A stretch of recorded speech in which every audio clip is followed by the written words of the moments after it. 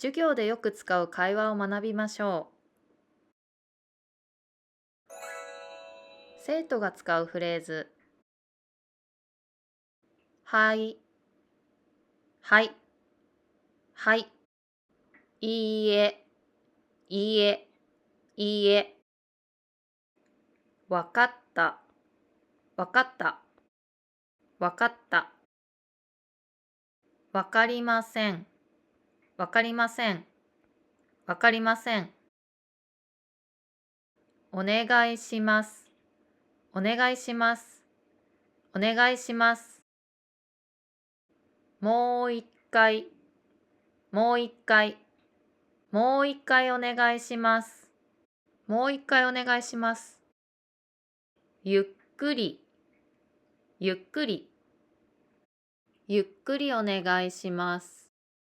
ゆっくりお願いします。先生が使うフレーズ。正解、正解、正解。違います、違います、違います。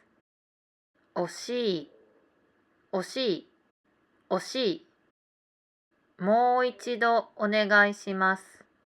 もう一度お願いします。もう一度お願いします。もう一度言ってください。もう一度言ってください。もう一度言ってください。聞こえませんでした。聞こえませんでした。聞こえませんでした。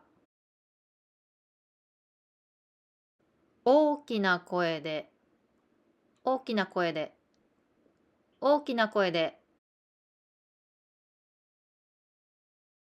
質問はありますか？質問はありますか？質問はありますか？